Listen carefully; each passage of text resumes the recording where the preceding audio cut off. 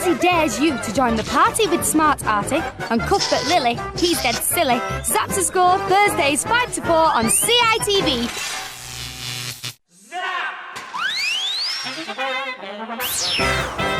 Hee. Whoa!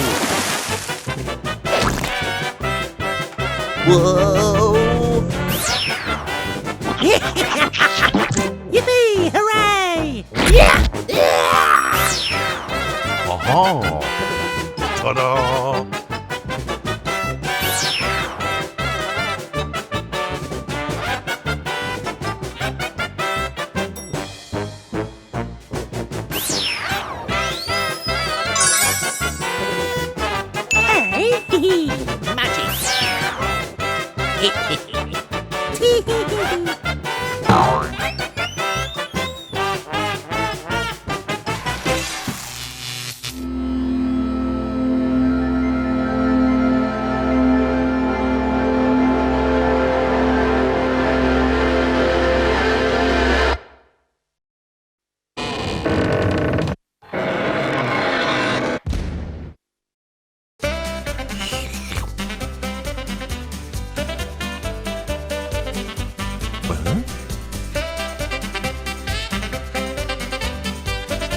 Hooray!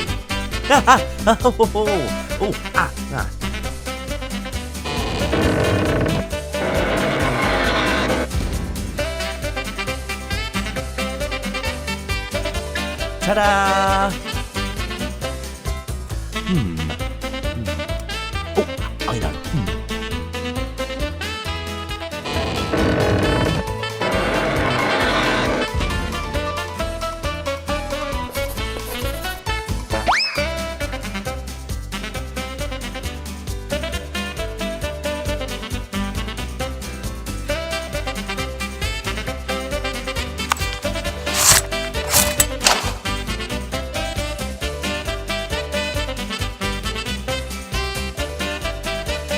Wow! Oh!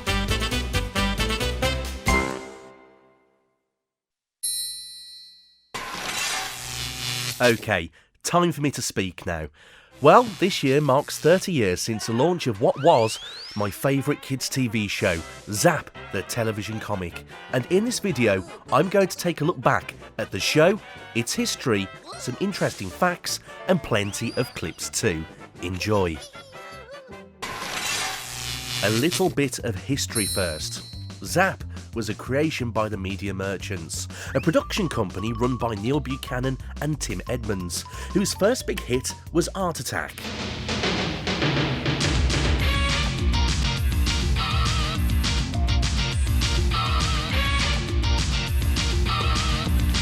Hello there, welcome once again to Art Attack, the big art show that gives your eyeballs a shock. Following the success of Art Attack, they were approached to produce a new programme for deaf children for CITV by Meridian Television. It was decided after much research that an entirely visual show should be created with no spoken word. The show would be based around comics, as both Neil and Tim were avid readers of the Beano and Dandy when they were younger. And so, Zzzap was born. ITV are in the middle of recording Zzzap, a brand new entertainment show starting in January. The programme will have no spoken words and it'll be presented in the form of a live-action comic. Neil Buchanan, presenter of Art Attack, is changing roles and he's producing the programme, which shows all the different pages of a comic coming to life, including Cuthbert Lily, described as a children's Mr. Bean. The very first episode of Zzzap went out on Friday the 8th of January 1993.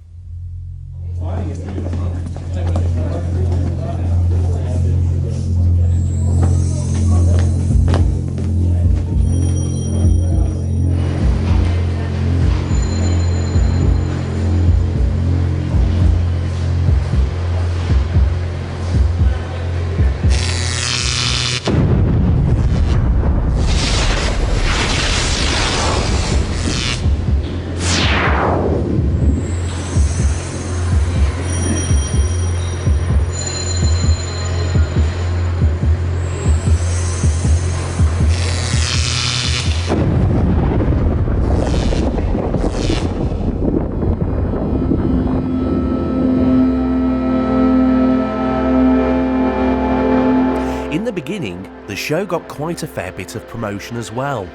Zap! It's the comic on TV. See the adventures of Cuthbert Lily, the smarty-arty Neil Buchanan, and Tricky Dicky. Fridays at 5 to 4 on CITV. Watch Zap, the comic on TV. Comics. I love them. Now, I know this sounds a bit crazy, but I've always wanted to bring one of these to life. And that's exactly what we've done in our brand new series called Zzzap. So watch out for that. And yes, ladies and gentlemen, I believe we can now bring the handyman to you live on What's Up, Doc?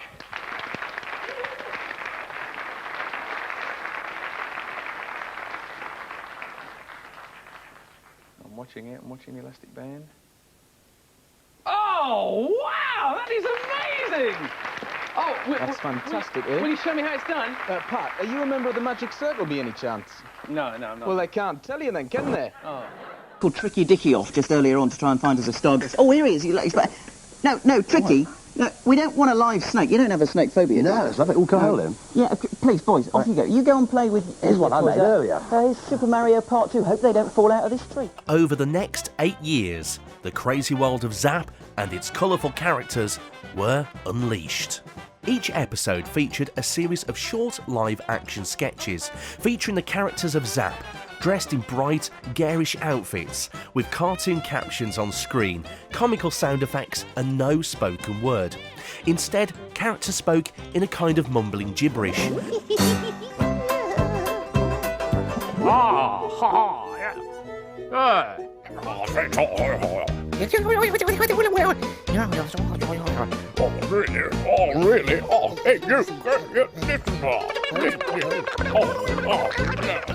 So, who were the characters?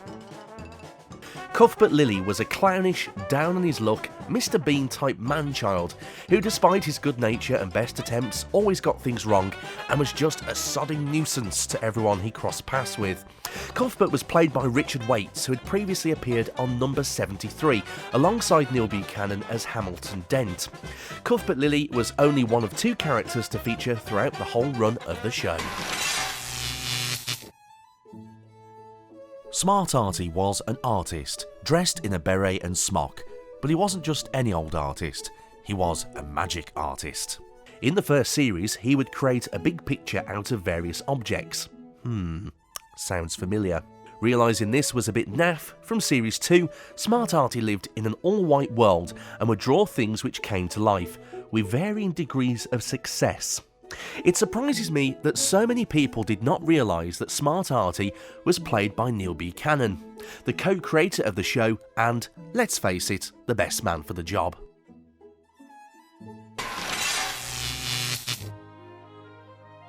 Next up, we have probably the most avant-garde section of the show, the Handymen, 2 levitating gloved hands who presented from a theatre in front of an audience of other hands. The Handymen would present short items of things you could try at home, from magic tricks you could make to food items, some of which were questionable. Jam and cheese, anyone? To arts and crafts. Despite being called the Handymen, they were actually the hands of a woman, Sarah Pictel. The Handymen was the other set of characters to appear in every single episode. And then we had Tricky Dicky's Mission Impossible. Tricky Dicky was a mysterious private eye-style character whose face was hidden by an oversized fedora. But we got a lovely look at his ghostly eyes at the start of every sketch. Tricky would set a challenge for a group of kids or even sometimes rope members of the public in. Now these challenges were deemed difficult or impossible, such as popping balloons on a moving bus, walking in mud on stilts, or trying to find the toilets in the Wetherspoons. Maybe not that last one. Sometimes these tasks would be deemed possible, and poor old Tricky would shake his head in frustration and declare it possible. Sometimes, though, he would be victorious, as no one would accomplish the challenge. After the first series of 10 episodes, the show was tweaked and some of the elements which were seen as not working were improved on. A new, crazy comic book style title sequence was introduced with a proper theme tune. Well, a library music track called Keystone Chaos by Ron Asprey, if you're wondering. Plus, a much brighter look to the show was introduced and the giant comic was given a makeover. Oh, and a new character was introduced as well. Realising Tricky Dicky was too frightening and the show needed a girl character, Daisy Dares was introduced, a cheeky Minnie the Mink style character who, very much like Tricky, set challenges to a group of kids, often involving gunge and messy food products. The kids succeeding would result in Daisy throwing a tantrum, or even sometimes being roped into the game themselves, and Daisy succeeding would result in a happy Daisy doing the victory wave. Daisy was also the only character to be played by two different people during the run of the show, which I'll talk about more later. Also from Series 2 onwards, a new segment was introduced, the puzzle pages, where you would have 10 seconds to guess a blurred object.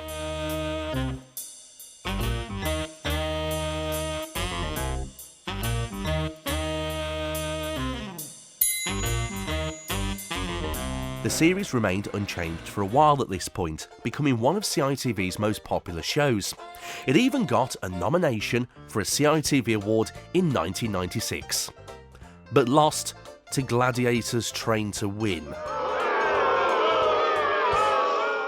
Alongside the normal series, numerous specials were made as well to time with Christmas and summer.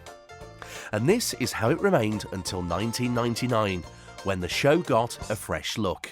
Series 8 introduced a fresh title sequence, as well as another makeover to the comic. Oh, and the biggest change being the introduction of another new character. Neil Buchanan had stepped down from appearing on Zzzap and was replaced by Minnie the Mini Magician, a learner magician complete with owl plate, who would use magic to solve problems with varying degrees of success and plenty of mistakes. Minnie was played by Sophie Aldred, best known for playing Ace in Doctor Who. New puzzles were introduced as well, such as Spot the Difference for the eye picture, Dot to Dot, and Guess the Animal. We never did find out what that leg was for though. 2001 and the 10th and final series introduced the final big change to the show, where a brand new CGI heavy opening sequence was introduced, and the other big change is the live action comic sequences were scrapped entirely, replaced by a CGI sequence of flying comic squares. This was because in 2001, the picture size for television in the UK was changed from 4:3 to 16:9, or widescreen to you and me, which meant having to refilm the comic sequences, which would have been costly and difficult to get in a 16:9 friendly format, so this was the best option. Series 10 had some slight changes in that there was a new dingbat style puzzle introduced, and the end credits had a count the object style game. On the 21st of September 2001, the final edition of Zzzap went out on CITV after 141 editions. This was a combination of the 10 series with regular shows, as well as the Christmas and summer specials.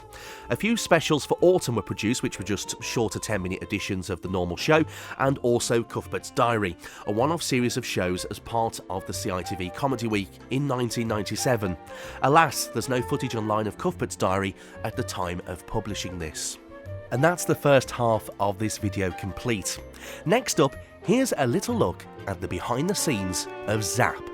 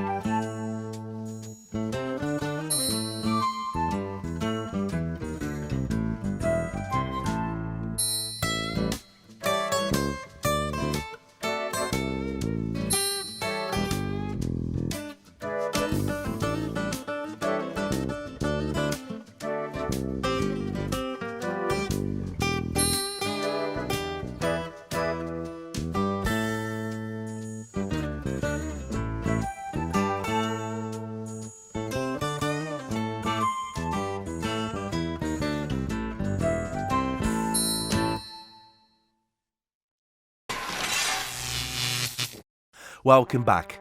Now let's have a look at some fun facts about Zzzap. Series 10 Easter egg. The final series of Zzzap had a visually mental title sequence to tie in with the more CGI look of the comic in the show. In the title sequence though, there is an Easter egg, either that or a mistake that let slip. Between each character introduction we get a brief sequence of the comic exploding. Let's watch that slowly.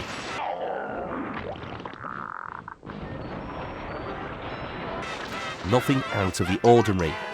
However, after Minnie the Mini Magician is introduced, there is a slight change. Didn't see it? Let's play it again slowly. You'll see the bottom left panel has changed. No longer is the square for the Dingbats puzzle there, but actually a shot of the previous live-action incarnation of the Zzzap comic. If you live in the southeast of England, you may be pleased to know that the show was filmed in Kent. The Maidstone Studios provided the location for the comic sequences and interior scenes. Exteriors were filmed in places like Maidstone and Cranbrook. I'm not from the area, so I'm no expert, but if you are interested to learn where a lot of the sketches were filmed, I recommend this excellent video by JG Adventure Zone. Some may wonder who was under that hat and mask. Well, all you had to do is read the end credits really. Tricky Dicky was played by Richard Waits, who played Cuthbert Lily. Although, that doesn't account for shots where both characters are visible, so that remains a mystery. What do you think? No! Wrong show! One thing I have always wondered though, is how on earth he was able to see out of the hat. Answers on a postcard. Neil Buchanan, as I mentioned, played Smart Artie, and he once paid tribute to his alter ego on Art Attack.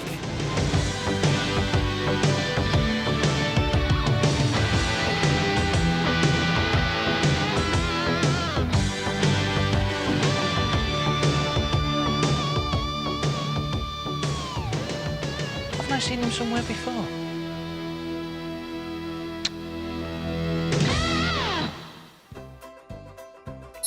Daisy Dares is the only character to be played by two different people, as I mentioned earlier on. For most of the show's run, the character was played by Deborah McCallum, between series 2 and 8. From the 9th series, we would see a noticeable change in Daisy's look. A new actress filled the role by the name of Claire McCauley, who took over the role for series 9 and 10. It is unknown as to why Deborah left the show. Even more mysterious is how Claire got the role and what happened to her, as there are no other credits to their name. Answers once again on a postcard. Yes, that's right. Most of the garbled voices you hear are all of that of Neil Buchanan, who would record the voices in real time whilst watching the episode back. Video comic and the Zzzap holiday special are out now on video. Isn't that right, Cuthbert? At the same time, whilst appearing in Zzzap, Deborah McCallum, who played Daisy Dares, was appearing in a soap opera. But which one? Was it Corrie? No. Was it Emmerdale? No. Was it EastEnders? No. Was it Brookside? No. It was this one. High Road.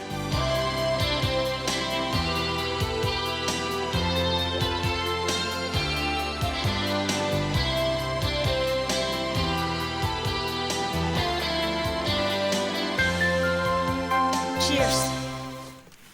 I think I'll take a bottle of wine. What kind? Don't know. Something that's cheap and you get a lot of. Wait a minute. Are you old enough? Of course. Do you want to see my ID? Yes. Well, you'll have to go out to Glendalach House. Or you could phone Sam Hagan. Oh, I'll take your word for it. Oh, this is cheap. £2.50. I don't know if it's that great, but you get what you pay for. Oh, as long as it's booze, I'm not fussed. I suppose you booze it up regularly? No, I don't, as a matter of fact. I'm moving into Sarah McDonald's cottage, and I thought she might want to celebrate. She's probably too busy tying down the silver. You're a cheeky cow, do you know that? What happened to Service with a Smile? The scenes with the comic were all shot backwards. OK, this may not be much of a surprise for the Cuthbert segments, but all of the comic bits were filmed backwards as the smoke is going the wrong way if you look closely. There was a reason for this. As the comic panels were all at wonky angles, it was easier to line the camera up to the picture and then move away from it, rather than moving towards and trying to get the angle right. There is some behind the scenes footage online of Zzzap, uploaded by a channel called Miss Pickled. Link is in the description. It is of a Tricky Dicky sketch being filmed. It's a good watch and also confirms that Richard Waits was tricky, as in one rehearsal shot, he doesn't have the hat on. Sometimes the Zzzap characters would visit the CITV studio. Minnie the Mini Magician did, as did Daisy Dares. I think Cuthbert did once as well, but the footage hasn't surfaced unless my memory is playing tricks on me. For this week, have a look at this. You can sell a Dracula vampire game and also the Game Boy Color as well. It could all be yours. It's a great... Hang on, just took the prize! Oh, right. If you want to win it, all you've got to do is watch Zzzap today and tell us what brand of deodorant has Cuthbert Lily used. Yeah, all right, give us a call. No, Daisy Dares did not have a pop career alongside Zzzap. But in 2010, Daisy Coburn had a number 13 hit with Number 1 Enemy under the name Daisy Dares You, a name allegedly borrowed from Zzzap.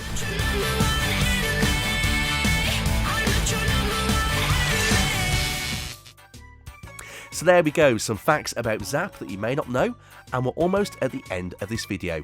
To finish off, here's a montage of some of Zzapp's craziest moments. Enjoy.